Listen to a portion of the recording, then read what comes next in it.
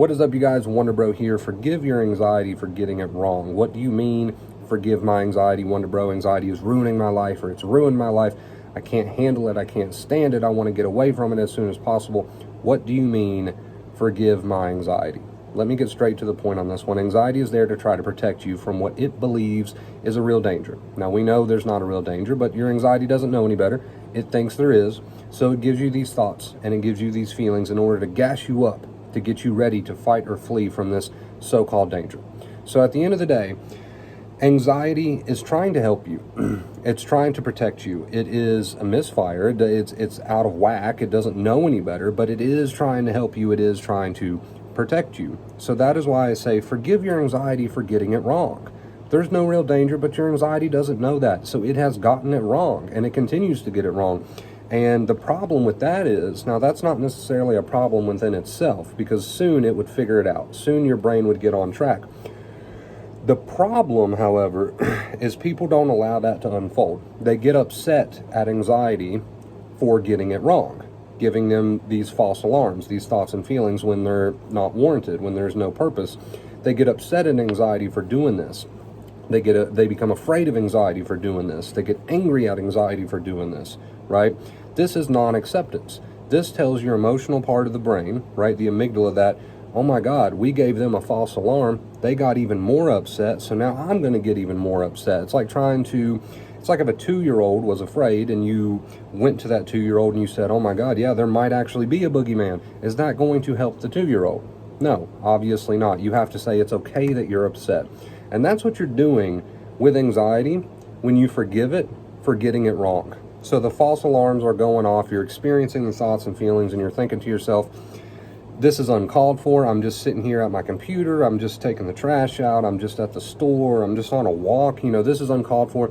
But instead of getting upset and adding extra fear, extra frustration and anger, catch yourself as often as you need to up in your head, being worried and bothered and ruminating and obsessing, and say, you know what?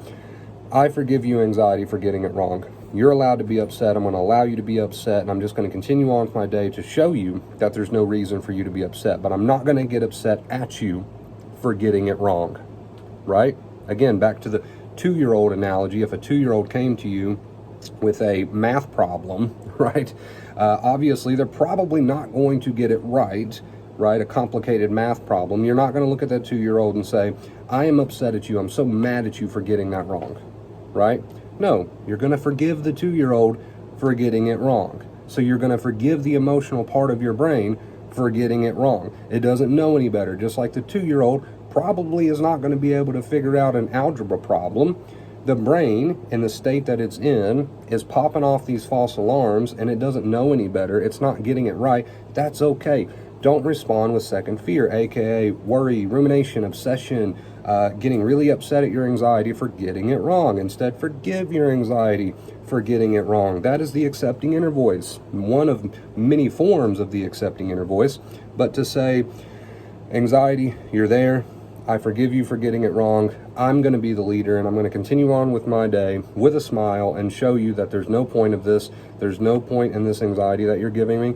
It's okay that you're upset. It's okay that you got it wrong, anxiety. I'm not going to get mad at you for that. I'm not going to add extra fear, okay, over that. So forgive your anxiety for getting it wrong. Just one of many ways you can look at anxiety in an accepting way, with an accepting perspective. If you don't have an accepting perspective of anxiety, you're going to continue to make that emotional part of your brain even more emotional, okay? If you get upset, 2 wrongs don't make a right. Upset doesn't beat upset. Your brain's upset, and then you get upset at it for being upset. It makes the brain more upset. And this is what first and second fear is all about. First fear is the thoughts and feelings that you can't help because anxiety is getting it wrong, and meaning that there's no real danger, but it's still giving you these thoughts and feelings. Second fear is when you react negatively to them and you worry and obsess about them. So again, one last time, forgive your anxiety for getting it wrong, you guys. I love you. Thank you so much for watching this video. Comment down below. Let me know what you thought of it. If you made it all the way in this video, let me grab something out of thin air here, just to confuse the people who didn't make it all the way to this point in the video. Comment, and man, we're running out of ideas on these. Comment and tell me your middle name. All right. Anyway, I love you guys. Reach out if you're interested in one-on-one coaching sessions with me. I'll get you on the phone. We'll try to work out any problems that you got. And until next time, as always, stay awesome. Got to get the snap in there. Love you guys very, very much.